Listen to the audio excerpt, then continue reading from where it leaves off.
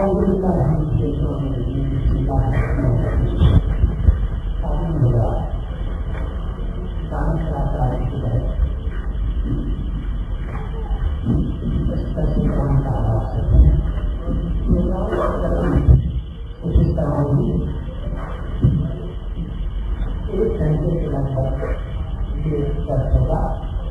کے بعد 5 منٹ کا وقفہ ہوگا. اس وقفے کے دوران آپ کو سوالات دعوت اور پین فراہم کر دی جائیں گے اور اس کے بعد 1 گھنٹے کی سوالات کے بعد نشست ہوئی. 9 بجے وہاں باہر عشاء کی نماز کا باجماعت اہتمام کیا جائے گا. وقفے کے دوران ہی آپ کو فارم ڈسٹریبیوٹ کیے جائیں گے. تمام افراد جو اس بات سے دلچسپی رکھتے ہیں چاہتی ہیں کہ ان کے پروگرام کے بارے میں ان کو پراپر اطلاع کر دی جائے تو ایک فارم بنایا ہے تو ایڈریس سے خاص طور پر پوسٹل کوڈ کا خیال رکھتے ہوئے موبائل میں کچھ رکھیے گا تاکہ لوگ آپ سے رابطہ کریں. آج کے پروگرام کے علاوہ جاوید صاحب کے کراچی میں 3 پروگرام اور ہیں. کل یعنی ہفتے کو نماز اثر سے لے کر نماز عشاء تک ڈانس کرا بہادر آباد میں نشست ہوتی جانب کے ساتھ. اسی طرح اتوار کو میں صبح 10:30 بجے سے دوپہر 1 بجے تک اور آخر میں اتوار والے روز نماز اثر سے اب میں دعوت دے رہا ہوں ماہنامہ اشراق اور ماہنامہ رنگا کے بانی البیان الاشراق نظام فرحان اور خیال محمد کے متعلق جاوید احمد خان.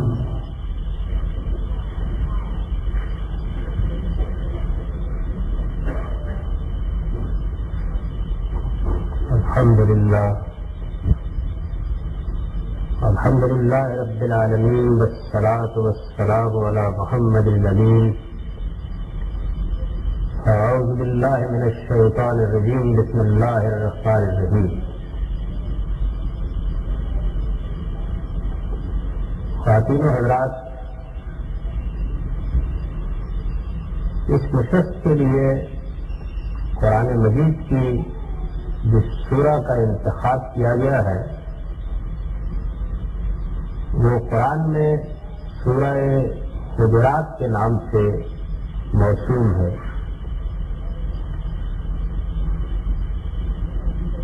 یہ سورہ اس اعتبار سے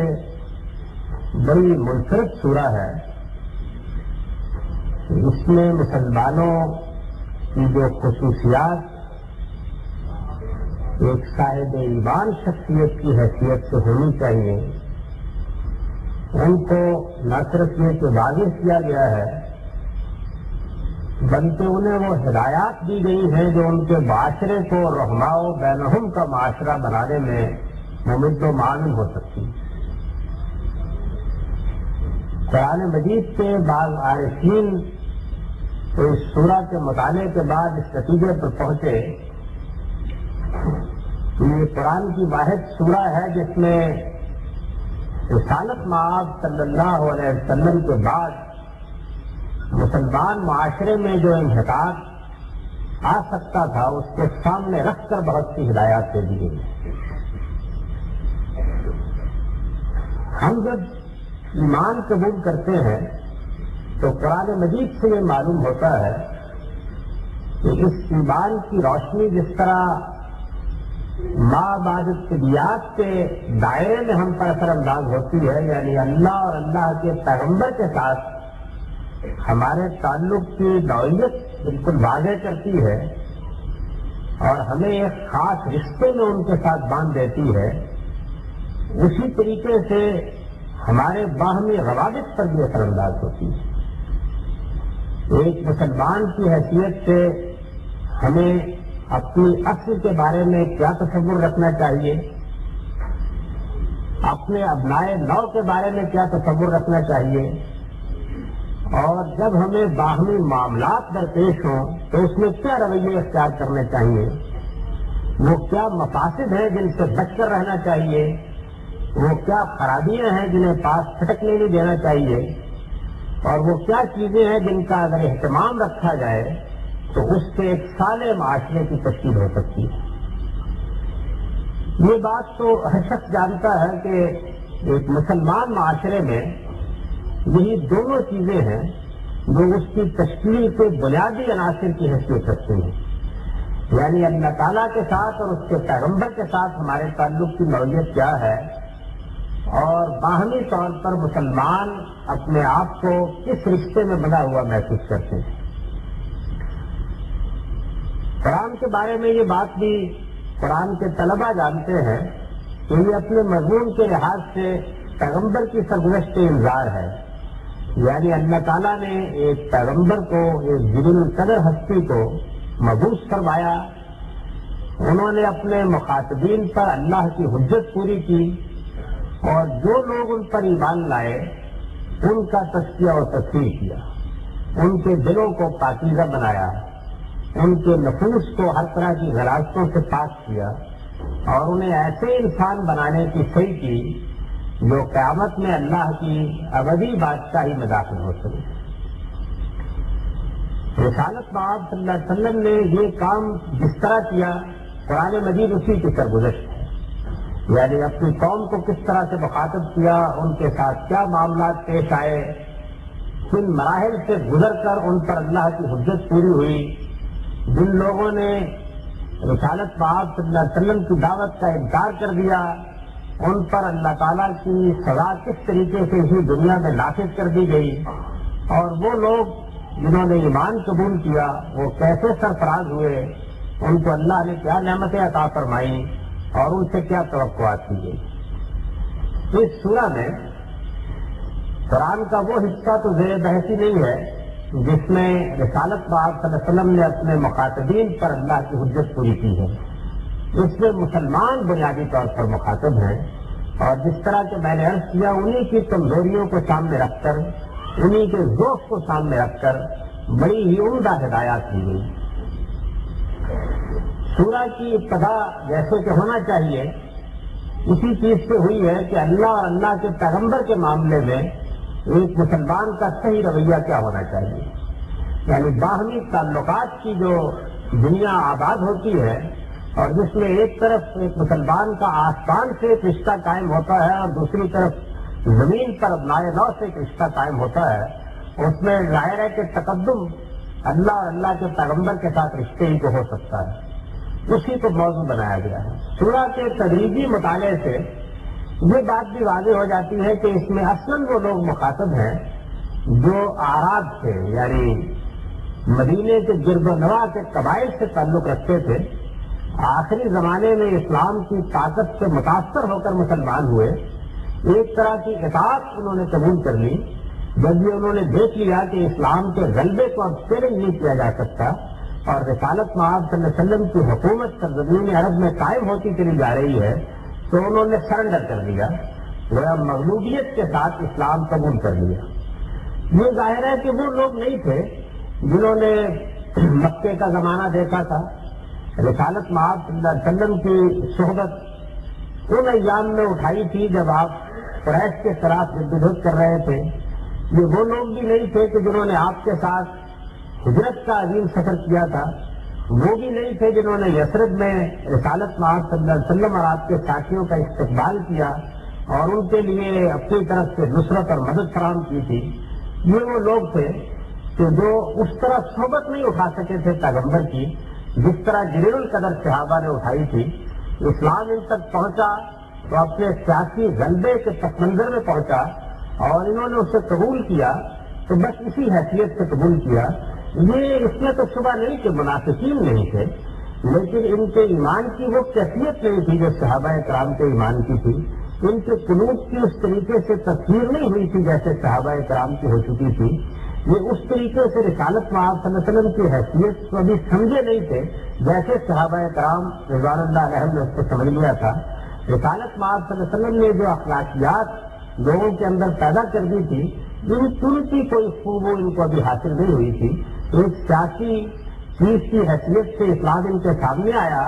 اور ایک مذہبی عقیدے کے طور پر انہوں نے اسے قبول کر لیا، لیکن وہ ان کے دلوں میں نہیں اترا تھا، جس طرح کہ خود قرآن مجید آگے چل کر واضح کر دے گا. چنانچہ ذوق ایمان کی جتنی کیفیتیں ہو سکتی ہیں اور نافہمی کے جتنے معاملات ہو سکتے ہیں وہ سب ان سے سرزد ہوتے تھے. اور جب یہ رسالت مآب صلی اللہ علیہ وسلم سے ملنے کے لیے آتے تھے، آپ کی خدمت اقدس میں حاضر ہوتے تھے، تو اس وقت کی بعض ناشائستہ باتیں ان سے صادر ہو جاتی تھی اور یہ معلوم ہو جاتا تھا کہ ایمان جو تربیت کرتا ہے وہ تربیت ابھی ان لوگوں کو حاصل نہیں ہوئی ہے. یہ لوگ ہیں جو اس سورہ کے اصل میں مخاطب ہیں، لیکن قرآن کا عام انداز یہ ہے کہ وہ کسی خاص گروہ یا جماعت یا فرد کو اس طرح متعین نہیں کرتا جب اس کی غلطی بتانا پیش نظر ہو. بالعموم وہ عام سیرے میں گفتگو کرتا چلا جاتا ہے اور آہستہ آہستہ جب ہم اس کا مطالعہ کرتے ہیں تو تدریجی ارتقاء سے مضمون خود بتا دیتا ہے کہ مخاطبین کون ہیں اور کن سے یہ باتیں کی جا رہی ہیں. ان میں جن چیزوں سے روکا گیا ہے، جن رضائل اخلاق کو دور کرنے کی ہدایت کی گئی ہے، وہ آپ خود اندازہ کر لیں گے کہ بدون القدر صحابہ کے تو کہیں قریب بھی نہیں پٹک سکتے تھے. یعنی ان کی تربیت جس طریقے سے ہوئی تھی اس میں اس کا کوئی امکان نہیں تھا کہ ان کو یہ باتیں کہنے کی ضرورت ہو. یہ وہی ضعیف مسلمان تھے جنہوں نے ایمان تو قبول کر لیا تھا لیکن اس کی حقیقت سے بھی پوری طرح واقف نہیں ہوئے تھے. یہی اصل میں وہ تعلق ہے جو ہمارے اور اس سورہ کے مضمون کے مابین قائم ہو جاتا ہے. یعنی اس وقت اور رسالت مآب صلی اللہ علیہ وسلم کے بعد یہ صورت مسلمانوں میں بھی پیدا ہو گئی کہ بہت سے ایسے لوگ ہیں، آج بھی ہم اپنے اندر دیکھتے ہیں کہ جو مسلمان ہی کہلاتے ہیں، اللہ اور اللہ کے رسول کو مانتے ہی ہیں. ان سے اگر پوچھا جائے کہ تمہارا مذہب کیا ہے تو وہ اس سوال کا جواب یہی دیتے ہیں کہ اسلام ہمارا مذہب ہے. مردم شماری کے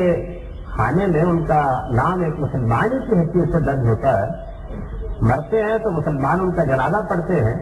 لیکن اگر آپ ان کو ان کی زندگی میں دیکھیں، ان کے عقیدہ و عمل کا جائزہ لیں تو یہ معلوم ہوگا کہ ایمان و اسلام کی حقیقت کیا ہے اس سے وہ کچھ پوری طرح واقف نہیں ہے. یہ چیز ان کے دلوں میں اتری نہیں ہے. انہوں نے ایک نسلی مذہب کی حیثیت سے قبول تو کر لیا ہے دین کو، لیکن دین قبول کرنے کے معنی کیا ہے، اس سے آدمی کو کیا روشنی حاصل ہوتی ہے، یہ اس کو کیسی شخصیت بنا دیتا ہے، اس میں اللہ کے پیغمبر کے ساتھ اور اللہ تعالیٰ کے ساتھ کس نوعیت کا تعلق استوار ہو جاتا ہے، اور آدمی اپنے دوسرے مسلمان بھائیوں کے بارے میں کیا رویہ اختیار کرتا ہے، اس کے اندر کیا فضائل اخلاق پیدا ہوتے ہیں یا ہونے چاہیے، ان سے وہ پوری طرح واقف نہیں ہوتے. یہ یوں نہیں ہے کہ کوئی ایک گروہ ہوتا ہے. اگر ہم بحثیت مجموعی مسلمانوں کی جمعیت کا جائزہ لیں تو یہ معلوم ہوگا کہ ان کے ہاں اس کے مختلف گروپ ملتے ہیں. یعنی بعض وہ لوگ ہیں کہ جن کے ہاں اللہ اور اللہ کے پیغمبر کے ساتھ معاملات میں وہ راستی نہیں ہے جس راستے کا یہاں تقاضا کیا گیا ہے. بعض وہ لوگ ہیں کہ جن کے اندر مسلمانوں کے باہمی تعلقات کے حوالے سے وہ وضو نہیں ہے جو سلواتے ایک مسلمان کے ذہن میں ہونا چاہیے. بعض وہ لوگ ہیں کہ جو اپنے ایمان اور اسلام کی حقیقت سے اس درجے میں واقف نہیں ہے جیسے کہ مسلمان کو اس سے ہونا چاہیے. یہ ساری چیزیں ملی جلی اس سوسائٹی کے اندر موجود ہوتی ہیں. اس سے مسلمانوں کا سماج اس وقت تشکیل پائے ہوئے ہیں. اب ظاہر بات ہے کہ مسلمانوں کے سماج کو اگر اس کے صحیح اصولوں پر استوار نہیں کیا جاتا تو پھر بحثیت مجموعی امت کے اندر کسی بڑی تبدیلی کا خواب بھی نہیں دیکھا جا سکتا. چنانچہ مسلمانوں میں جن مصلحین کو بھی اللہ تعالیٰ نے شدید فکر عطا فرمایا ہے، فکر کی راستی عطا فرمائی ہے، وہ یہ سمجھتے ہیں کہ اس سماج کی اصلاح کے لیے در حقیقت یہی لائے عمل ہے جو اس سورہ میں بیان کر دیا گیا ہے. یعنی ایک طرف مسلمانوں کے اللہ اور اللہ کے پیغمبر کے ساتھ تعلقات کو بالکل صحیح نہج پر استوار کر دیا جائے، دوسری جانب ان کے باہمی معاملات ان خطوط پر استوار ہو جائیں جن کی تفصیل اس سورہ میں کی گئی ہے، اور تیسری جانب ان پر ایمان اور اسلام کی وہ حقیقت کھل جائے جس میں وہ اللہ تعالیٰ کی توفیق ہدایت کے شکر گزار بندے بن کر رہے ہیں. یہ چیزیں جو ہیں یہ اس سورہ میں بڑی تفصیل کے ساتھ اور بڑی عمدگی کے ساتھ بیان ہوئی. یہ اس سورہ کا پس منظر ہے، یہ اس کے موضوعات کا تعارف ہے. اس کو سامنے رکھ کر اب ہم اس سورہ کا مطالعہ کریں گے،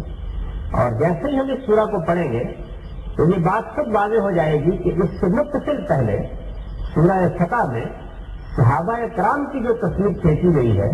اور جس میں یہ بتایا گیا ہے کہ محمد الرسول اللہ والذین معه اشداء علی الکفار رحماء بینہم، تو محمد الرسول اللہ اور ان کے ساتھی یہ کفار کے مقابلے میں ایسے نہیں ہیں کہ ان کو نرمی سے دبا دیا جائے، یہ آپس میں بڑی محبت کرنے والے ہیں اور ان کا تعلق ایک سراپا رحمت شخصیت کا تعلق ہے۔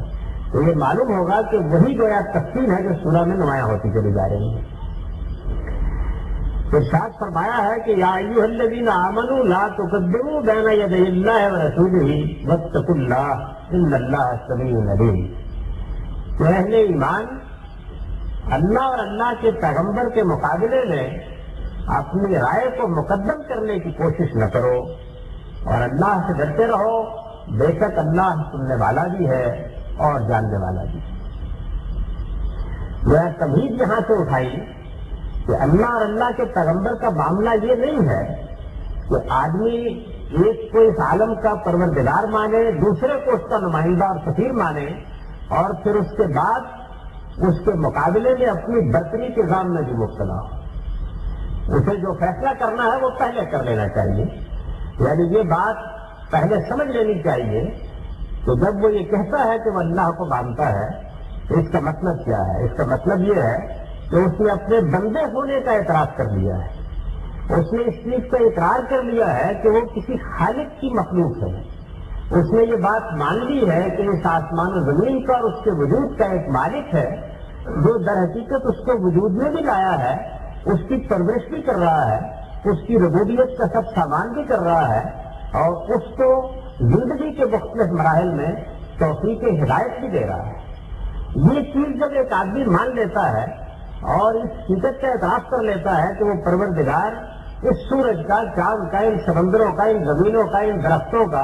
ان آسمانوں اور ان کہکشانوں کا مالک ہے، تو یہ پھر ہو نہیں سکتا کہ وہ یہ خیال کرے کہ میں اس کے مقابلے میں کوئی بات کہہ سکتا ہوں اور میں اس کی کسی رائے پر نقد کر سکتا ہوں اور میں اس کی ہدایت کے مقابلے میں کوئی بہتر چیز پیش کر سکتا ہوں۔ اس کا معاملہ پھر یہ تو یقیناً ہوتا ہے کہ وہ اللہ کی بات کو بھی سمجھنے کی کوشش کرتا ہے، اللہ کے پیغمبر کی بات کو بھی سمجھنے کی کوشش کرتا ہے، ان کی حکمتوں پر غور کرنے کی کوشش کرتا ہے، لیکن یہ مان کر کوشش کرتا ہے کہ ان کا علم بھی اتھا ہے، ان کی حکمت بھی اتھا ہے اور جو کچھ وہ فرماتے ہیں وہی اصل میں حق ہے۔ مجھے بہرحال ایک عاجز بندے کی جگہ پر کھڑا ہو کر، ایک متواضع انسان کی جگہ پر کھڑے ہو کر اپنے مالک کی بات بھی سمجھنی ہے اور اللہ کے پیغمبر کی بات بھی سمجھنی ہے۔ یہ وہ جگہ ہے کہ جو جگہ ایک مسلمان کی ہونی چاہیے، یعنی اس کا معاملہ اصل میں یہاں سے ایمان کے دائرے میں داخل ہوتا ہے۔ جن لوگوں کو یہاں خطاب کیا گیا ہے اور جو آہستہ آہستہ نمایاں ہو کر سامنے آ جائیں گے، وہ کیونکہ لیڈر قسم کے لوگ بھی تھے اپنے علاقوں کے، جب وہ آتے تو یہ خیال کرتے کہ انہوں نے مسلمانوں پر بھی، اللہ پر بھی، اللہ کے پیغمبر پر بڑا احسان کیا ہے کہ وہ ایمان قبول کر چکے ہیں اور اب ان کو بہرحال اپنی رائے دینی ہے، اپنا نقطہ نظر پیش کرنا ہے، اور چونکہ اللہ کے پیغمبر کو جس جگہ سے رکھ کر ماننا چاہیے وہ اس جگہ رکھ کر نہیں مان رہے تھے، اس وجہ سے اپنی رائے پیش کرتے ہوئے یہ معلوم ہوتا تھا کہ اس کی برتری کا ایک غم بھی ہے جو لفظ لفظ سے ٹپکا پڑ رہا ہے، اور اس کو بیان کرتے وقت جس طرح کے آدمی اگر الزام میں مبتلا تو اس کی آواز بھی کچھ بلند ہو جاتی ہے اور وہ یہ چاہتا ہے کہ وہ مخاطب کو کچھ دبا لے، کچھ بلند آہنگ ہو کر اپنی بات کہے، یہ چیز بھی ان کے رویے میں نمایاں ہو جاتی تھی۔ ظاہر ہے کہ اللہ کے پیغمبر کے سامنے یہ رویہ آدمی کو ایمان و اسلام دونوں کی حقیقت سے محروم کر دیتا ہے۔ جس طریقے سے اگر رسالت باب صلی اللہ علیہ وسلم سامنے موجود ہوں تو اس وقت ایک مسلمان کا معاملہ یہی ہونا چاہیے کہ وہ یہ محسوس کرے کہ میں خدا کے نمائندے کے سامنے بیٹھا ہوا ہوں، اس ہستی کے ساتھ گفتگو کر رہا ہوں جس پر اللہ کی وحی آتی ہے، جس پر جبریل امین خدا کا پیغام لے کر پہنچتے ہیں، جس کو انسانیت کی رہنمائی کے لیے منتخب کیا گیا ہے، جس کے وجود بسوط سے دنیا کو رحمت حاصل ہو رہی ہے، جس پر وہ کلام نازل ہوا ہے جس کو قیامت تک انسانیت کی رہنمائی کرنی ہے، تو اس کے رویے میں، اس کے احساسات میں، اس کی گفتگو میں، اس کے لب و لہجے میں، اس کی بات چیت کے انداز میں جو فروتنی، جو توازن، جو عجز ہوگا اس کا اندازہ کیا جا سکتا ہے۔ صحابہ کرام میں سے جن کے دلوں کو اللہ تعالیٰ نے یہ خصوصیت بخشی کہ وہ پیغمبر کے اس مرتبے کو پہچانے، ان میں سے ایک بڑے ہی جلیل القدر لیڈر، رہنما بنو امیہ کے ایک بڑے آدمی تو جب سے پوچھا گیا کہ رسالت میں آپ صلی اللہ علیہ وسلم کیسے تھے تو انہوں نے کبھی آنکھ اٹھا کر دیکھنے کی ہمت ہوئی تو بتا سکوں گے کیسے. تو ایک یہ رویہ تھا، دوسری جانب ان لوگوں کا رویہ تھا. ایمان و اسلام کی حقیقت کو اگر آدمی سمجھ لے تو اللہ کے پیغمبر کے معاملے میں اسی مقام پر کھڑا ہوتا ہے. ہمارے مسلمانوں میں بھی جو لوگ کچھ علم میں کچھ حکمت میں اپنے آپ کو برتر سمجھتے ہیں یا یہ خیال کرتے ہیں کہ انہوں نے دنیا کے علوم و فنون میں سے کچھ بہرا پا لیا ہے، ان کے اندر بھی بسا اوقات یہ ظن پیدا ہو جاتا ہے کہ جیسے وہ اللہ اور اللہ کے پیغمبر کو بھی اب دین سکھائیں گے، یا اگر معاذ اللہ انہوں نے ان کے نظام کے مطابق کوئی غلطی کر دی ہے تو اس کی اصلاح کر دیں گے. یہ جو رویہ ہے یہ ظاہر ہے کہ کسی ہستی کو پیغمبر مان کر اور کسی ہستی کو اس دنیا کا خالق مان کر آدمی اختیار نہیں کر سکتا. چنانچہ قرآن مجید نے ابتدا یہیں سے کی کہ اہل ایمان اللہ کے پیغمبر کے مقابلے میں اپنی رائے کو مقدم کرنے کی کوشش نہ کیا کرو اور اللہ سے ڈرتے رہو، اور یہ بات یاد رکھو کہ جو کچھ تم کہہ رہے ہو اللہ اس کو سن رہا ہے اور جو کچھ تم کر رہے ہو اللہ اس کو جانتا ہے. یا ایھا الذین آمنوا لا ترفعوا اصواتکم فوق صوت النبی ولا تجهروا له بالقول كجهر بعضکم لبعض ان تحبط اعمالکم وانتم لا تشعرون. اور اہل ایمان اپنی آواز پیغمبر کی آواز سے بلند نہ کیا کرو اور نہ ان کے ساتھ بات کرتے وقت اس طریقے سے اپنے آپ کو بلند آہنگ بنایا کرو جیسے ایک دوسرے کے ساتھ بحث میں تم کر لیا کرتے ہو. اس سے اندیشہ ہے کہ تمہارے اعمال حق ہو جائیں اور تمہیں اس کا شعور نہیں ہو. یعنی یہ بات قرآن مجید نے بیان کی کہ آدمی کے جو اعمال ہیں یہ کیسے اچھے کیوں نہ ہوں، ان کے پیچھے نیت کیا ہے، محرکات کیا ہیں، حقائق کو اس نے کیسے پہچانا ہے، اللہ اور اللہ کے پیغمبر کے ساتھ کیا رشتہ استوار کیا ہے، یہ فیصلہ خود ہوتا ہے. اور اگر آدمی اس طریقے سے پیغمبر کے مقابلے میں بات کرنے کی کوشش کرتا ہے تو اس کے معنی یہ ہے کہ اس نے ایک فلسفے کے طور پر ہو سکتا ہے دین کو قبول کر لیا ہو لیکن خدا اور خدا کے پیغمبر کے مرتبے کو پہچان کر اس کو قبول نہیں کیا. صحابہ کرام پر جب یہ آیات اتری تو اس کا جو اثر ہوا تو ان میں سے بعض لوگ جن کی آواز فطری طور پر کچھ بلند تھی وہ گھر میں بیٹھ گئے اور اس تشویش میں مبتلا ہو گئے کہ کہیں ہمارے اعمال حق نہ ہو جائیں، ہمارے اعمال عطارت نہ ہو جائیں اور ہمیں اس کا شعور نہ ہو. اللہ تعالیٰ نے یہاں یہ فرمایا کہ بعض اوقات آدمی کو اس کا اندازہ نہیں ہوتا کہ وہ جو حرکت کر رہا ہے وہ کن نتائج تک اس کو لے جائے گی. وہ اس کے محرکات سے اور اس کے پیچھے کارفرما عوامل سے پوری طرح آگاہ نہیں ہوتا، چنانچہ وہ کام کر ڈالتا ہے اور جب کر ڈالتا ہے تو اس کو معلوم ہوتا ہے کہ اس نے اپنے لیے کیا گڑا کھود لیا. ان الذين يغضون اصواتهم عند رسول الله اولئك الذين امتحن الله قلوبهم للتقوى لهم مغفرة واجر عظيم. اب اس کے بعد دوسرے رخ کو نمایاں کیا، یعنی یہ بتایا کہ ایک طرف تو تمہارا یہ رویہ ہے کہ تم اللہ کے مقابلے میں اللہ کے پیغمبر کے مقابلے میں اپنی رائے کو مقدم سمجھتے ہو، بڑھ بڑھ کر اس کو پیش کرنے کی کوشش کرتے ہو، یہ باور کرانے کی کوشش کرتے ہو کہ جیسے تم سوچ سکتے ہو غالباً وہ بھی اس طریقے سے معاملات کا ادراک نہیں کر سکتے. تمہاری آواز بھی بلند ہو جاتی ہے، تم ادب اور احترام کے تقاضوں کا خیال بھی نہیں رکھتے ہو، تمہیں یہ احساس بھی نہیں ہوتا کہ تم کس ہستی سے مخاطب ہو. دوسری جانب وہ لوگ بھی ہیں کہ جن کی آوازیں پیغمبر کے سامنے آتے ہیں تو پست ہو جاتی ہیں. جو بات کرتے ہیں تو ان کو معلوم ہوتا ہے کہ وہ جلیل القدر ہستی سے مخاطبت کا شرف حاصل کر رہے ہیں جس سے بڑا اس زمین کے اوپر اور آسمان کے نیچے اور اس تک کوئی نہیں ہے. تو فرمایا کہ یہ وہ لوگ ہیں کہ جن کے دلوں کو اللہ تعالیٰ نے تقوی کے لیے منتخب کر دیا ہے، امتحان کر کے منتخب کر لیا ہے. اس سے یہ بات معلوم ہوئی کہ اللہ تعالیٰ جب قلوب کو جانچتے ہیں اور یہ دیکھ لیتے ہیں کہ یہ وہ دل ہیں جن کے اندر اللہ کی محبت ہے، جن کے دلوں میں اللہ کے پیغمبر کی محبت ہے اور جو اللہ اور اللہ کے پیغمبر دونوں کو وہ مقام دیتے ہیں جو ان کو دینا چاہیے، تو پھر اللہ تعالیٰ تقوی کے لیے منتخب کر لیتے ہیں، وہ تقوی کی آبیاری سے خود پروردگار فرماتے ہیں. اس لیے عربیت کے قاعدے کے مطابق انتخاب کا مضمون متضمن ہے، یعنی اللہ ان کے دلوں کا امتحان کرتے ہیں اور پھر ان کو منتخب کر لیتے ہیں کہ اب ان کے اندر مجھے تقوی کی کھیتی اگانی ہے، اس قسط کی آبیاری کرنی ہے، اس کو پروان چڑھانا ہے. اللہ تعالیٰ کی یہی توفیق ہے کہ جس کے لیے ایک بندہ مومن ہر وقت اس کا محتاج ہوتا ہے. یعنی اس دنیا کے اندر ارادہ تو بے شک ایک صاحب ایمان آدمی کرتا ہے اور اپنی نیت اور خلوص کا ہدیہ تو بے شک وہ پیش کر دیتا ہے، لیکن دل کی تقویت، دل کی توفیق دل کا رجوع، دل کا آگے بڑھنا، اس کے اندر خدا کی صحیح خشیت پیدا ہو جانا، اس کا دنیا کے علائق سے اٹھ کر حقائق کو دیکھنا، یہ وہ چیز ہے کہ جو اللہ کی خاص توفیق سے حاصل ہوتی ہے۔ اور اللہ کی اس توفیق کا معاملہ یہ نہیں ہے کہ وہ الٹپ ہے، جس کو چاہا منتخب کر لیا، نہیں، وہ ان کو منتخب کرتے ہیں کہ جو اس امتحان میں پورے اترتے ہیں جو اس دنیا میں اللہ نے مقرر کر رکھا ہے۔ اس کو بیان کیا اور یہ بتایا کہ یہ در حقیقت صحابہ کی جماعت وہ ہے کہ جن کو اللہ نے یہ توفیق دی ہے کہ وہ اس امتحان میں پورے اترے ہیں، اور تم ان کے رویے سے یہ دیکھتے ہو کہ ان کی آواز کس طرح پیغمبر کے سامنے پست ہوتی ہے۔ یہ وہ لوگ ہیں کہ لہم مغفرۃ واجر نظیم، جن کے لیے اللہ کی مغفرت بھی ہے اور بڑا اجر بھی ہے۔ ان الذین ینادونک من وراء الحجرات اکثرهم لا یعقلون، یہی لوگ جن کا میں نے ذکر کیا، یہ جب رسالت مآب صلی اللہ علیہ وسلم سے ملاقات کے لیے آتے تو اس بات کا انتظار نہ کرتے کہ بیٹھ کر دیکھ لیں کہ آپ کب باہر تشریف لاتے ہیں، بلکہ دروازے کے باہر کھڑے ہو کر جیسے ہم آپ ایک دوسرے کو بلانا شروع کر دیتے ہیں، اسی طریقے سے پکارنا شروع کر دیتے ہیں، اور اس میں نام لیتے وقت بھی ادب اور احترام کے تقاضوں کو ملحوظ نہ رکھتے۔ تو فرمایا کہ یہ لوگ جو اس طریقے سے حجروں کے باہر کھڑے ہو کر ازواج مطہرات کے گھر جن میں رسالت مآب صلی اللہ علیہ وسلم مقیم تھے، ان کے باہر کھڑے ہو کر آوازیں دیتے ہیں، ان میں سے اکثر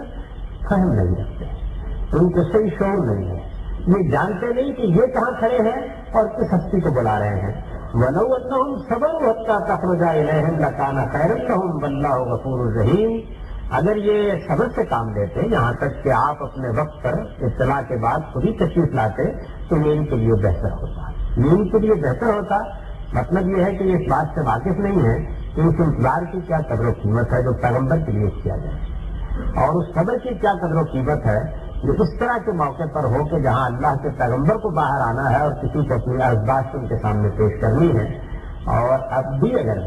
ان کے اندر اپنی اس غلط حرکت کا شعور ہے تو اللہ مغفرت کرنے والا ہے، وہ سراپا رحمت ہے، اس کی شفقت ابدی ہے، وہ اپنے بندوں کو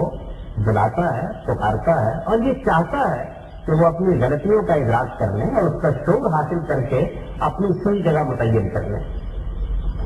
یا ایھا الذین آمنوا ان جاءکم فاسق بنبأ فتبینوا ان تصیبوا قوما بجہالۃ فتصبحوا علی ما فعلتم نادمین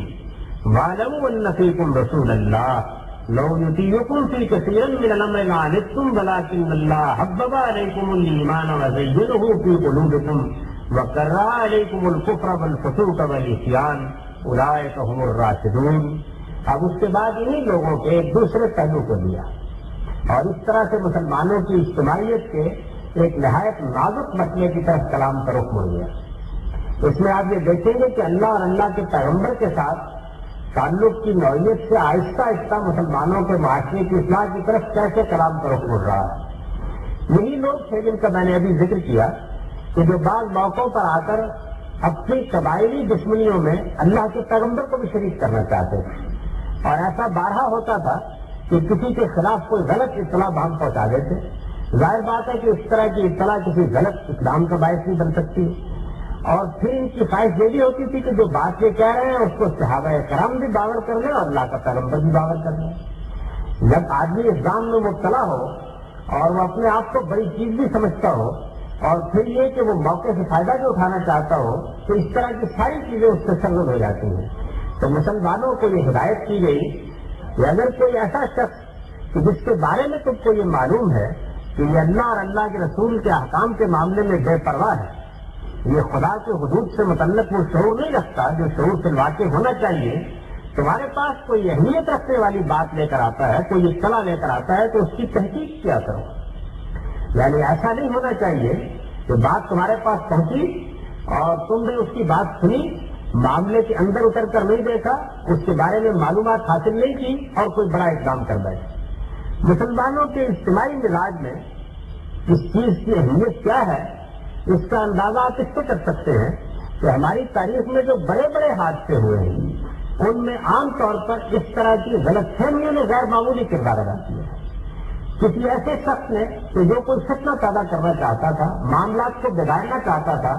آ کر قیادت کے سامنے، مسلمانوں کی اجتماعیت کے سامنے یا ان کے عوام کے سامنے کوئی بات رکھ دی اور اس کو پھیلا دیا، اور اس کے بعد جو تحقیق کا حق تھا وہ پورے طریقے سے ادا نہیں ہوا، اور نتیجہ یہ ہوا کہ پھر بڑی ندامت کے ساتھ پکڑ گیا. تو جس طرح اجتماعی اور سیاسی معاملات میں اس کی بڑی ضرورت ہوتی ہے کہ معاملے کے سارے پہلوؤں کا علاج کیا جائے اور اگر کوئی اطلاع آئی ہے تو اس کی تحقیق کر لی جائے، اسی طریقے سے دین کے معاملے میں بھی یہی چیز ناگزیر ہے. چنانچہ یہ معلوم ہے کہ ہمارے محدثین نے رسالت مآب صلی اللہ علیہ وسلم سے جو علم ہم کو ملا ہے، اسی آیت کے تحت اس نے تحقیق کا عظیم الشان کام کیا. یعنی جب کچھ لوگوں نے ان کے سامنے آ کر یہ بات بیان کرنا شروع کی کہ رسالت مآب صلی اللہ علیہ وسلم نے فلاں موقع پر یہ کام کیا یا فلاں سوال کے جواب میں یہ بات کہی یا فلاں موقع پر دین کے کسی حکم کی اس طرح چرو وضاحت کی، تو بجائے اس کے کہ وہ لپک کر اس کی طرف بڑھتے، انہوں نے یہ دیکھنا شروع کیا کہ بات کہنے والا کون ہے. اگر تو یہ معلوم تھا کہ یہ شخص خدا اور خدا کی ہدایت سے لاپرواہ ہے تو پھر تو ظاہر ہے کہ پہلے ہی مرنے پر فیصلہ ہو گیا. لیکن اگر کسی آدمی کے بارے میں وہ یہ معلومات حاصل نہیں کر سکے تو انہوں نے یہ قاعدہ بنایا کہ جب تک ہمیں مثبت طور پر یہ معلوم نہیں ہوگا کہ کسی آدمی کی کیا حیثیت ہے، ہم اللہ کے پیغمبر سے متعلق اتنی بڑی بات کو قبول کرنے کے لیے تیار نہیں ہوں گے. تو یہ جو ہمارے ہاں حدیث کی تحقیق کا علم ہے، جس کو رجال کا علم کہتے ہیں، وہ در حقیقت اسی حکم کے تحت وجود میں آیا جس میں اللہ تعالیٰ نے یہ فرمایا کہ تم لوگ جب بھی تمہارے پاس کوئی اہمیت رکھنے والی خبر پہنچتی ہے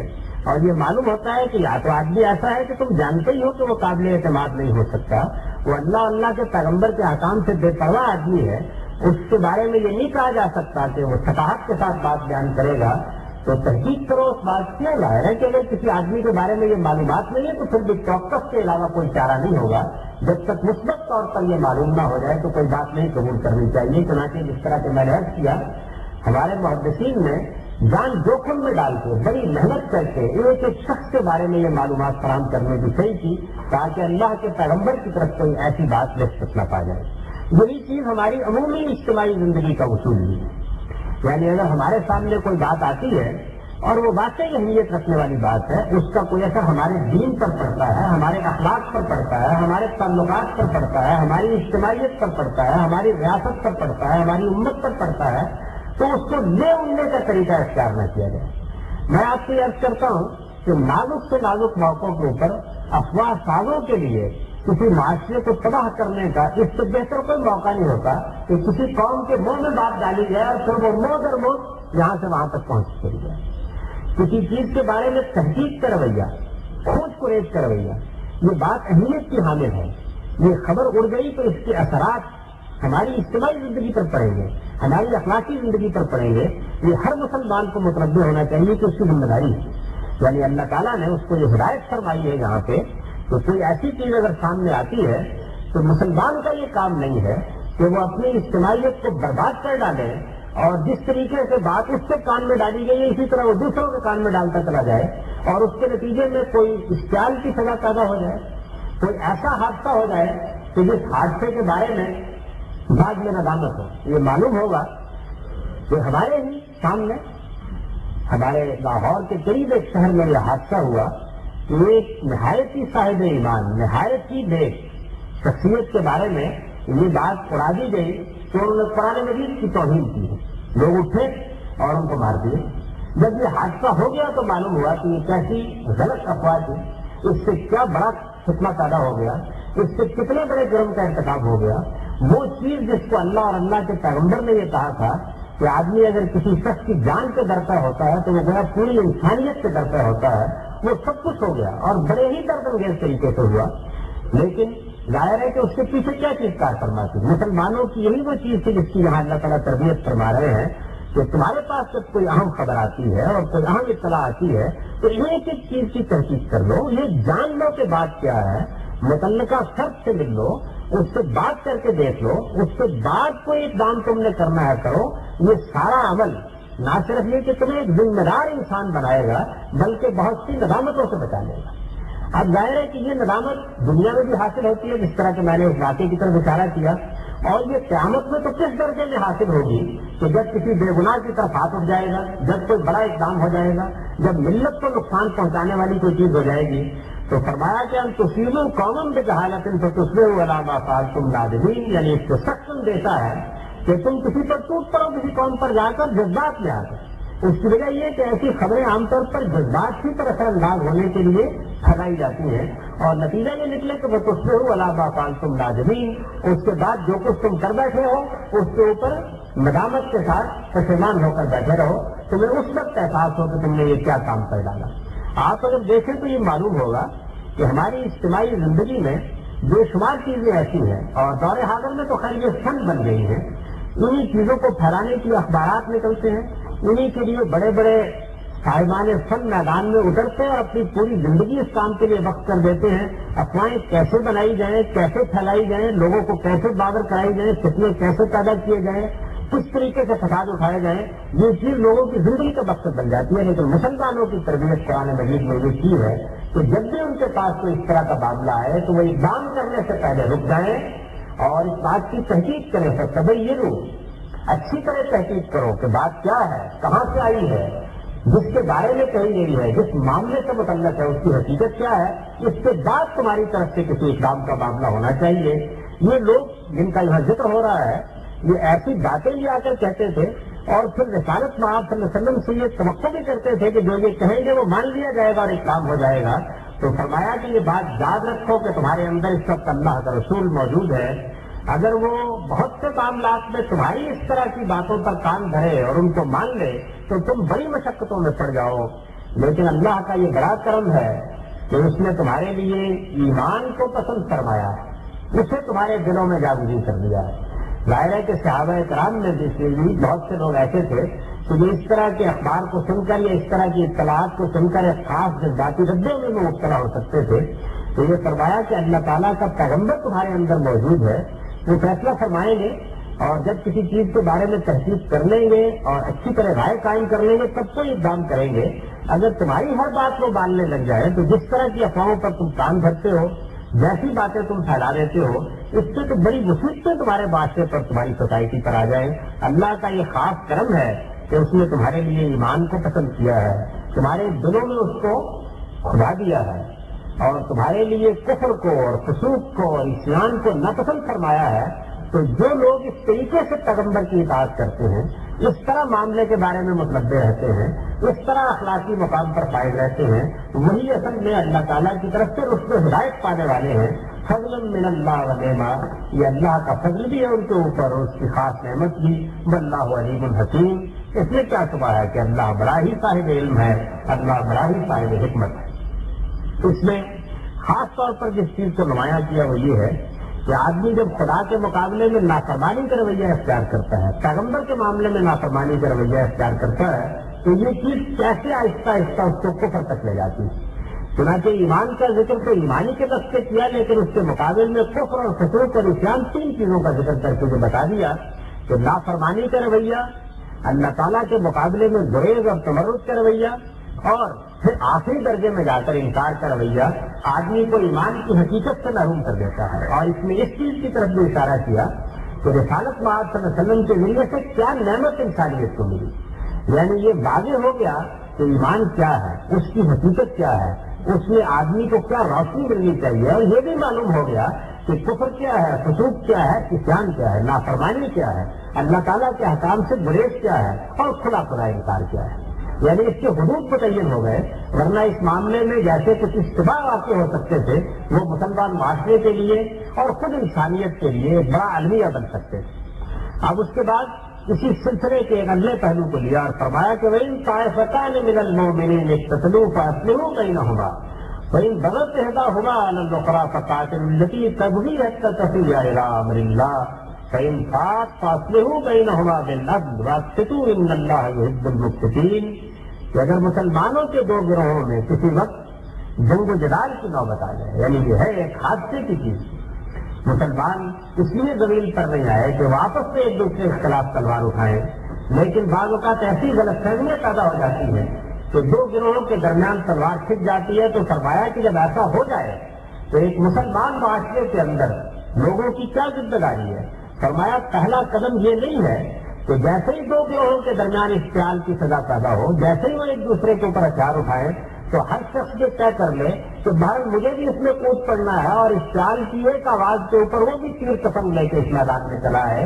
صحیح رویہ ان کے لیے یہ ہے کہ وہ اٹھیں اور اٹھ کر اپنے بھائیوں کے مابین اصلاح کرانے کی کوشش کریں۔ یعنی دونوں باتیں واضح کر دیں تو نہ تو ان کو فوری اقدام کر کے اپنے آپ کو کسی ایک گروہ کے اندر ڈال لینا چاہیے، اس لیے کہ یہ حادثہ ہے کہ مسلمان کا مسلمان پر ہاتھ اٹھے۔ رسالت پاک صلی اللہ علیہ وسلم نے تعریف یہی کی ہے مسلمان کی کہ مسلم من سلم المسلمون من لسانہ ویدہ،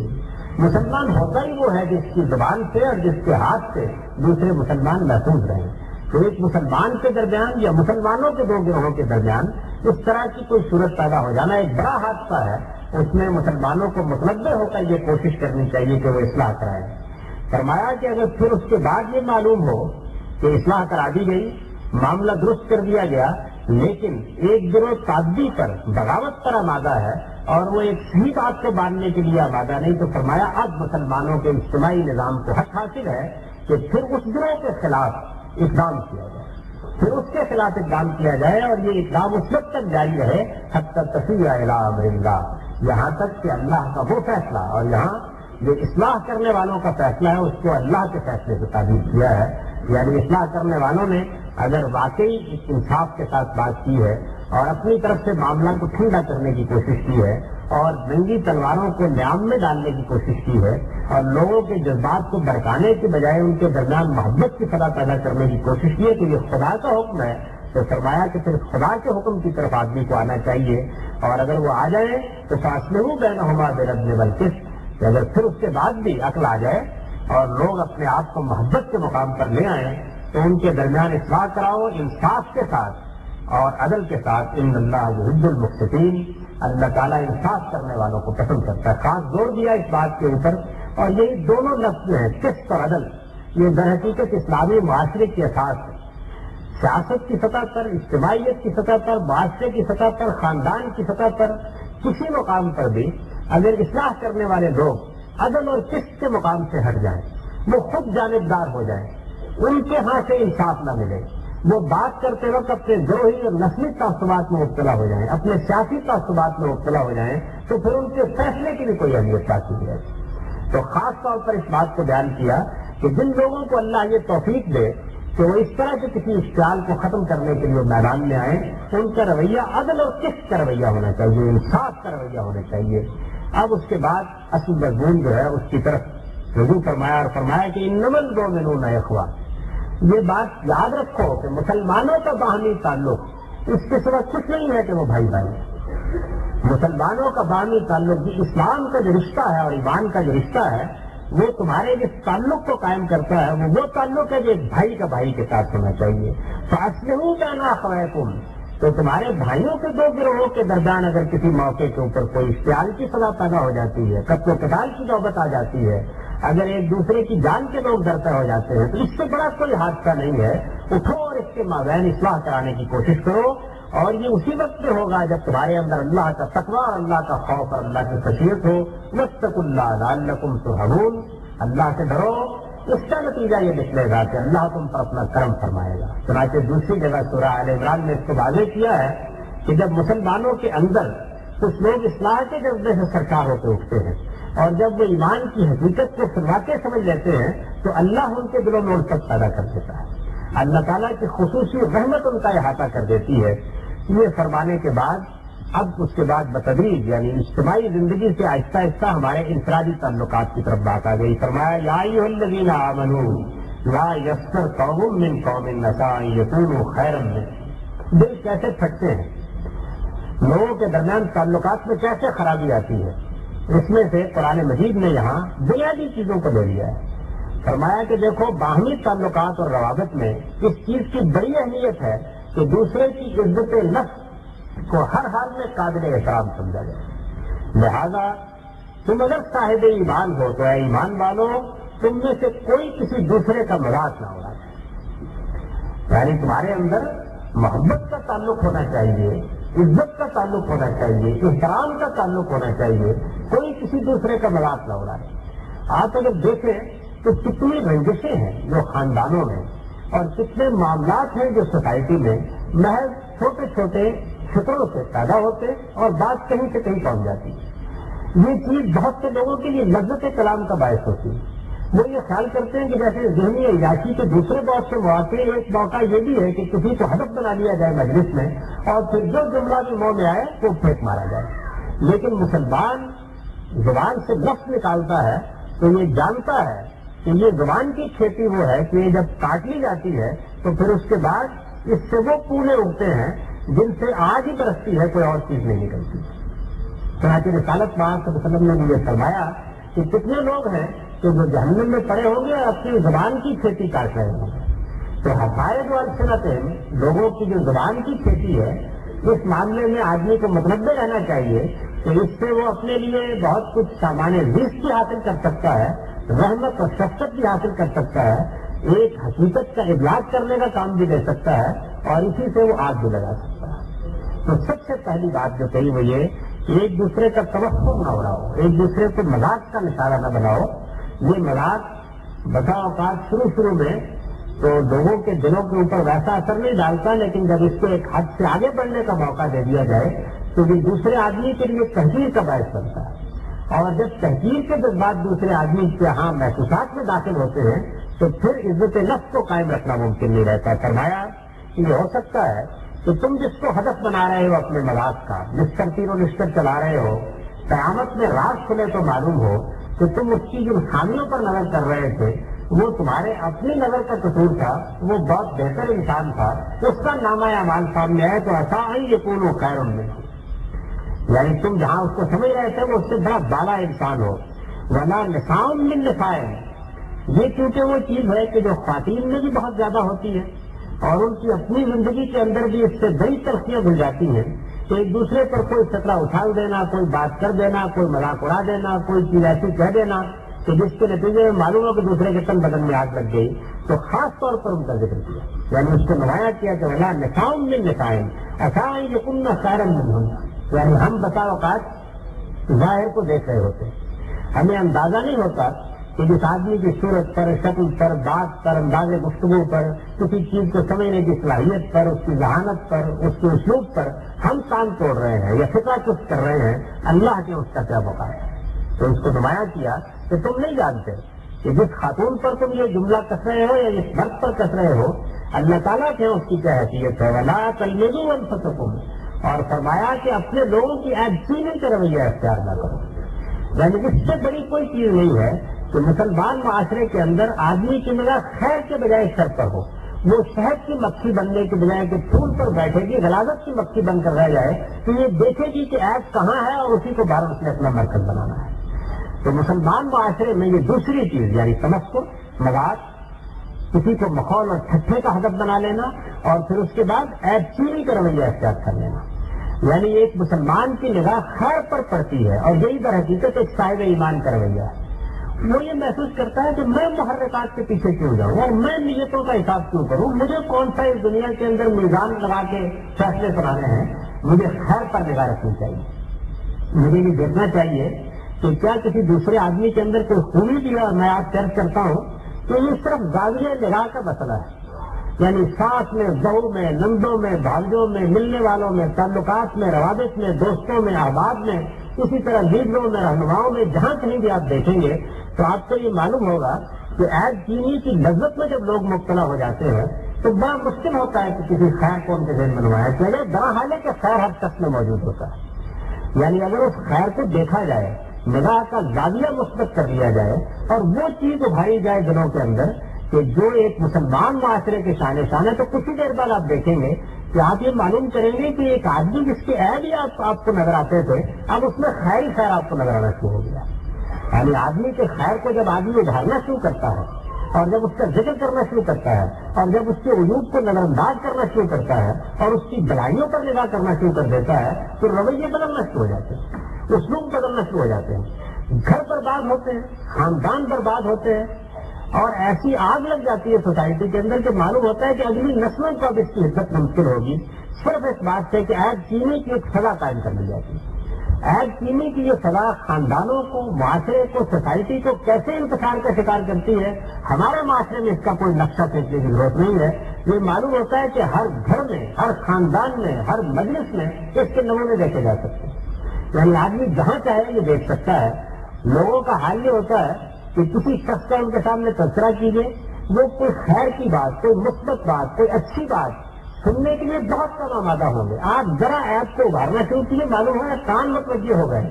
دل پوری طرح سے جھک گئے ہیں. بات سننے کے لیے گویا آدمی نے اپنے آپ کو دکھا دیا ہے کہ یہ کیفیت ہو جائے گی. یہ فساد ہے قلوب کا, دلوں کا فساد ہے کہ جو سوسائٹی کے اندر پیدا ہو جاتا ہے. تو فرمایا لا تلمزوا انفسکم, اور قرآن کی بلاغت یہ ہے کہ اس نے جہاں جو الفاظ استعمال کیے وہ یہ کہ اپنوں کے عیب نہ سنو. یعنی ہیں تو تمہارے بھائی بہن نا, تمہارے مسلمان بھائی ہیں, تمہارے اعزا ہیں, تمہارے جاننے والے ہیں, تمہارے دوست ہیں, تمہارے احباب ہیں, تو اپنوں کے عیب نہ سنو. ولا تنابزوا بالالقاب, اور برے برے لقب نہ رکھو لوگوں. یعنی بعض اوقات وہ جو کہتے ہیں نا کہ کھیل اور صفت کے علاوہ جو اسم ہوتا ہے, نام ہوتا ہے کسی کا رکھ دینا, یہ بعض اوقات ایک پورے کے پورے بڑی خطبے کا قائم مقام ہو جاتا ہے. یعنی آپ نے ایک نام رکھ دیا اور بس وہ کافی ہے دوسرے آدمی کو بالکل برباد کر دینے کے لیے. تو ارشاد فرمایا کہ برے برے نام نہ رکھو. بیس الاسم الفسوق بعد الایمان, اللہ نے تم کو ایمان کی نعمت سے سرفراز کیا ہے, اور ایمان کی نعمت حاصل ہو جانے کے بعد, اس سے دہرا یاب ہو جانے کے بعد, یہ جو فسوق کا طریقہ ہے اس کو تعبیر کیا اس سے. یعنی آپ یہ دیکھیے کہ لوگوں کے برے نام رکھنا, ان کے عیب سننا, ان کو تبصرہ کا نشانہ بنانا, قرآن مجید نے اس کو خدا کی نافرمانی کی تعریف کیا اور فرمایا کہ یہ ایمان کے رویے کے مناسب. اگر کوئی آدمی یہ سمجھتا ہے کہ اس نے نماز بہت پڑھ لی, روزے بہت رکھ لیے, اور اس کی پیشانی پر گٹے بہت پڑ گئے, اور اس نے بہت کچھ تسبیحات نکال لی, لیکن اس کو اس کا احساس نہیں ہے کہ وہ اپنے گرد و پیش کے ماحول میں خیر کا نمبردار ہے, یہ سر کا نمبردار ہے. وہ لوگوں کے خیر کو نمایاں کرتا ہے یا شر کو نمایاں کرتا ہے, وہ ان کے عیب سنتا ہے یا ان کی خوبیاں دیکھتا ہے. کسی معاشرے میں اور کسی اجتماعیت میں 4 آدمی مل کر کوئی کام کر رہے ہوں, اگر یہ جو روپ قرآن نے بیان کیا اور ظاہری طور پر جو چیزیں سامنے آتی ہیں, 3 بڑی چیزوں کو لے لیا ہے. یعنی کسی کا تمسخر اڑانا, کسی کی عیب چینی کرنا, اور کسی کے برے برے نام رکھنا. 3 بڑی نمایاں چیزوں کو لے لیا ہے. جب آدمی ان کے بارے میں کف لسان اختیار کر لیتا ہے, اپنی زبان کو قابو کر لیتا ہے, تو بہت حد تک معاشرے کے اندر خیر و صلاح پھیلنا شروع ہو جاتی ہے. فرمایا ومن لم یتب فاولئک هم الظالمون. یہ بات یاد رکھو کہ جو لوگ بھی یہ حرکت کر رہے ہیں اور اس طرح اپنے معاشرے کو خراب کر رہے ہیں اور اپنے خاندانوں کو خراب کر رہے ہیں, عورتیں ہوں یا مرد, عورتوں کا جس طرح میں نے ذکر کیا خاص طور پر نام لیا ہے اس لیے کہ اس بیماری میں وہ بہت مبتلا ہوتی ہے. تو فرمایا کہ عورتیں ہوں یا مرد, اگر تم میں سے کوئی یہ کر رہا ہے اور اس کے بعد کہ اللہ نے اس پر مطلب کر دیا, یعنی یہ اللہ تعالیٰ نے اب مطلب کر دیا, بہت واضح لفظوں میں ایک ایک چیز کو گن کر بتا دیا کہ تم میں سے کوئی کسی دوسرے کا مذاق نہ اڑائے. یہ بات سمجھ لو کہ ایسا ہو سکتا ہے کہ قیامت میں آنکھ کھلے تو معلوم ہو کہ جس کو تم نے اپنے مذاق کا ہدف بنایا تھا وہ کہیں بہتر تھا, اور کوئی عورت کسی دوسری عورت کا مذاق اڑانے کا طریقہ اختیار نہ کرے. کیا بعید ہے کہ اللہ کی نگاہ میں وہاں اس کا کیا مقام ہو, اور وہ اٹھے تو کیسی ندامت سے ساتھ پیش آ جائے مذاق اڑانے والوں کو. اور آپس میں ایک دوسرے کے عیب نہ چنو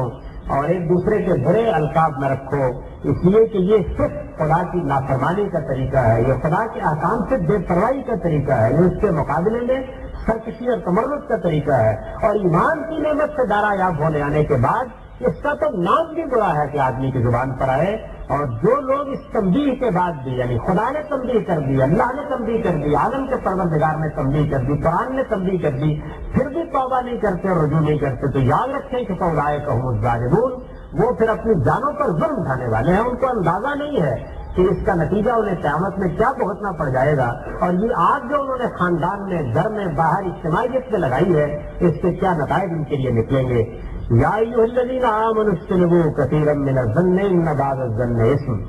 پہلے ظاہری چیزوں کو دیا, یعنی جو صادر ہوتی ہے جب آدمی کسی کا مذاق اڑاتا ہے یا کسی کے عیب سنتا ہے دوسروں کے سامنے, یا کسی موقع کے اوپر کوئی ایسی بات کرتا ہے کہ جو دوسرے کے لیے بہت طبیعت پر گرانی کا باعث ہو کہ اس کا ایک بڑا سا نام رکھ لیتا ہے, تو یہ ظاہری چیزیں 3 لے لی. اب باطن کی 3 چیزیں لے لی, یعنی جن کا معاملہ یہ ہوتا ہے کہ وہ آدمی کے انفرادی وجود سے صادر ہوتی ہے لیکن ویسا ہی ظلم معاشرے میں پیدا کر دیتی ہے. فرمایا دیکھو زیادہ گمان کرنے سے بچو, اس لیے کہ بہت سے گمان ایسے ہیں کہ جو حق تلفی اور گناہ کا باعث بن جاتے ہیں. مسلمانوں کو اللہ تعالیٰ نے یہ ایسی بات کہی ہے کہ میں آپ سے عرض کرتا ہوں اور اپنے تجربے کی بنیاد پر عرض کرتا ہوں کہ اگر آدمی صرف اس کا خیال رکھ لے تو سوسائٹی کے اندر کتنی انجسیں ہیں اور کتنی خرابیاں ہیں وہ ختم ہو جاتی ہیں. یعنی ایک شخص سے آپ کو ایک ایسی صورتحال سے سابقہ پیش آ گیا ہے کہ جو ذرا غیر متوقع ہے, بات بظاہر ٹھیک نہیں لگ رہی, لیکن ایک مسلمان کا کام یہ ہے کہ اس کے اچھے پہلو کو دیکھے. جب آدمی اپنے گمان اور اپنے وہم کی بنیاد پر طرح طرح کی آرا قائم کرتا ہے، ایک عمل کی توجہ کرنے کی کوشش کرتا ہے، ایک بات کے پیچھے کاٹنے کی کوشش کرتا ہے، اس کو محرکات طے کرنے کی کوشش کرتا ہے، تو اگرچہ یہ ایک باطنی عمل ہے لیکن یہ دلوں کو توڑ دیتا ہے، یہ معاشرے کو بالکل بکھیر دیتا ہے۔ اس کے بعد آدمی کے لیے بڑا مشکل ہو جاتا ہے کہ وہ سارے معاشرے کو وجود میں لا سکے۔ گھر میں سب کچھ ہوتا ہے، اللہ کا دیا بھی ہوتا ہے، اللہ کی رحمت بھی ہوتی ہے، مال اولاد بھی ہوتے ہیں، لیکن بتا اوقات یہ بدزنی جو ہے یہ پورے کے پورے گھر کو جہنم کا نمونہ بنا دیتی ہے، اور اسی طریقے سے دوستوں کے درمیان غلط فہمیاں پیدا کرتی، اسی طریقے سے اجتماعیت کا خاتمہ کر دیتی ہے، اور ایسے ہی سیاسی زندگی کو بھی انتشار اور اختلال کا شکار کر دیتی ہے۔ کسی مسلمان معاشرے کے اندر اعتماد کی فضا اگر قائم نہ رہے، اور ظاہر ہے کہ اس میں کسی ایک فریق کو پہلے سرنڈر کرنا پڑے گا، یعنی اگر وہ یہ خیال کرے گی کہ دوسرے ٹھیک ہوں گے تو میں ٹھیک ہو جاؤں گا، تو پھر ٹھیک ہونے کا عمل کہیں سے شروع نہیں ہوگا، بلکہ جب اس کو معلوم ہو گیا کہ اس کے پروردگار نے اس کے سامنے یہ معیار رکھ دیا ہے اور یہ کہہ دیا ہے کہ برے گمان کرنے سے بچو، اور یہی نہیں کہا بلکہ زیادہ گمان کرنے سے بچو، یعنی آدمی کو گمان پر اور اوہام پر اپنے تعلقات کی بنیاد نہیں رکھنی چاہیے۔ ان بعض الظن اسم ولا تجسسوا، اور کھوج پریت کر کے یہ جاننے کی صحیح کرنا ہے کہ کیا بات ہو رہی تھی اور کیا منصوبہ بن رہا تھا اور کیا سازش ہو رہی تھی اور کس آدمی میں کیا خرابی ہے اور اصل میں کیا کی بات، فرمایا کہ یہ کسی مسلمان کا کام نہیں ہے۔ ایک مسلمان کا کام یہ ہے کہ وہ اپنی عمومی زندگی کو تاکیزہ تصورات پر استوار کرے۔ اس میں جس تجسس کی، جس کھوج پریت کی ممانت کی گئی ہے، ظاہر ہے کہ وہ انفرادی زندگی کے معاملات سے تعلق رکھتا ہے، اس کا تعلق ان چیزوں سے نہیں ہے کہ جن میں معاشرے کے مسائل ہوتے ہیں اور ان میں ریاست کو بھی بسا اوقات معاملات کی خبر رکھنا پڑتی ہے۔ انفرادی زندگی کے اندر جہاں ہمارے سامنے کوئی بڑا مقصد نہیں ہے، کوئی مصلحت نہیں ہے، ہم صرف عیب سننے کے لیے، کسی کی خرابی دیکھنے کے لیے کھوج پریت کر رہے تھے، فرمایا یہ نہ کرو، ولا یغتب بعضکم بعضا، اور تم میں سے کوئی دوسرے کی پیٹھ پیچھے اس سے اختیار رکھ کے اس کی برائیاں کرنے کا طریقہ اختیار نہ کرے، جس کو اصطلاح میں غیبت کہا جاتا ہے۔ فرمایا یحب احدکم ان یاکل لحم اخیہ میتا فکرہتموہ، کیا تم میں سے کوئی یہ پسند کرتا ہے کہ وہ اپنے بھائی کا گوشت کھائے اس طرح کہ وہ اپنی مدافعت سے کافر ہو، مردہ پڑا ہوا ہو سامنے، تم اس سے کراہت کرو گے نا۔ واتقوا اللہ، فرمایا اور اللہ سے ڈرو، ان اللہ تواب الرحیم، اللہ بڑا توبہ قبول کرنے والا ہے، اللہ کی شفقت ابدی ہے، وہ بڑا رحمت فرمانے والا ہے۔ پھر ایک مرتبہ یہ کہا کہ انسان سے یہ سب چیزیں ہو جاتی ہیں، وہ ایسی خرابیوں کا شکار ہو جاتا ہے، وہ اس طرح کے معاملات بعض اوقات اختیار کر لیتا ہے کہ جس میں اس کو اس کا شعور نہیں ہوتا کہ وہ کیا کر رہا ہے، دوسروں کے بارے میں بدگمانی کر کے، بدگمانی کر کے، ان کے بارے میں طرح طرح کے اوہام میں مبتلا ہو کر وہ اپنا گھر خراب کرتا ہے، اپنا خاندان خراب کرتا ہے، اپنی طبیعت پر اثر ڈالتا ہے، اپنے آپ کو ٹینشن میں مبتلا کرتا ہے، اپنی سوسائٹی کو انتشار کا شکار کرتا ہے۔ اسی طرح سے غیبت ایک ایسی چیز بن جاتی ہے کہ جس میں آدمی اس بزدلی کا شکار ہوتا ہے کہ وہ دوسرے کے سامنے تو وہ بات کہنے کے لیے تیار نہیں ہوتا، لیکن یہ چاہتا ہے کہ کچھ اس کے امراض بن جائیں اور اپنے دل کی بڑھاس نکال لیں۔ یہ ایسی خرابی اور ایسی برائی ہے کہ آدمی کے اندر اگر پیدا ہو جائے تو پھر اس کے بعد کسی صالح معاشرت کو قائم کرنا ممکن نہیں رہتا۔ تو دیکھیے آپ کے 3 ظاہری چیزوں کو لیا اور 3 باطنی چیزوں کو لیا، وہ جو فرمایا ہے نا کہ ظاہر الاسم سے بھی بچو اور اس کے باطن سے بھی بچو، تو یہاں پر 3 چیزوں کو لے لیا، یعنی سوء ظن کو لے لیا، تجسس کو لے لیا اور غیبت کو لے لیا۔ آپ دیکھیں گے کہ یہی تینوں چیزیں ہیں کہ جن کا صحیح لحاظ نہ رکھنے کے نتیجے میں سوسائٹی کے اندر خرابی پیدا ہوتی ہے۔ کوئی بات اگر ایسی ہے کہ جس کے بارے میں یہ خیال ہو رہا ہے کہ یہ غالباً دوسرے کی طرف سے صحیح ٹھیک نہیں شادی ہوئی، تو مل لیجیے نا، بات کر لیجیے، اپنی بات سامنے رکھ لیجیے، لیکن آدمی اوہام میں مبتلا ہو جائے، گمان اپنے اندر پیدا کر لے، کھوج پریت میں لگ جائے، عیب دوسروں کے تلاش کرنے کے لیے اپنی توجہ طرف کرنا شروع کر دے، پھر برائیوں کے لیے مجلسیں لگا کر بیٹھ جائے، جب چاہیے داستان سنانے کے لیے تیار رہے، تو فرمایا کہ یہ کیا چیز ہے، تم جانتے ہو کہ اس سے کیا نتائج نکلیں گے۔ فرمایا یہ سب جو ہے، اس سب کی اساس اور اس کی جڑ کیا ہے؟ اس کی اساس اور اس کی جڑ یہ ہے کہ لوگوں کے اندر در حقیقت اس بات کا احساس نہیں ہوتا کہ وہ ایک دن اپنے مالک کے حضور میں پیش کرنے والے ہیں۔ ایک ایسا دن آنے والا ہے کہ جس دن ان کے پاس پتے بھی نہیں ہوں گے کہ جس سے اپنا بدن چھپا سکے، جب آدمی کا ضمیر اس کے سامنے برہنہ ہو کر کھڑا ہو جائے گا، اس کے اعضاء اس کے سامنے گواہی دے رہے ہوں گے،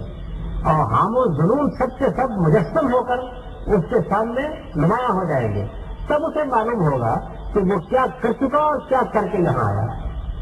اور اس نے چھوٹی چھوٹی ان برائیوں کو جن کو کوئی اہمیت نہیں اس نے دی تھی کتنا بڑا بنا لیا اور کیسے انہوں نے اس کی زندگی کا احاطہ کر لیا اور پھر اس کے نتائج اس کے لیے کیا نکلے. تو قرآن مجید میں یہاں اس سورہ میں جس طرح پہلے یہ بتایا کہ اللہ اور اللہ کے پیغمبر کے ساتھ ہمارے تعلق کی بنیاد کیا ہونی چاہیے، اور جس طریقے سے یہ بات واضح کی کہ مسلمانوں کے درمیان اگر کسی موقع پر کوئی خرابی اور کوئی اشتعال کی سزا پیدا ہو جاتی ہے تو دوسرے مسلمانوں کا رویہ اس معاملے میں کیا ہونا چاہیے، وہیں یہ بات بھی واضح کی کہ ان کی عام زندگی میں وہ کیا چیزیں ہیں کہ جو فساد کا باعث بنتی ہیں. اگر ان کو اپنی زبان پر کنٹرول نہیں ہے، اپنے جذبات پر کنٹرول نہیں ہے، اگر وہ برائی کا جواب برائی سے دینے ہی کو حسن سمجھتے ہیں، اگر وہ اسی کے منکر بیٹھے ہوئے ہیں کہ جب خیر دوسری طرف سے ہوگا تب ہم خیر کریں گے.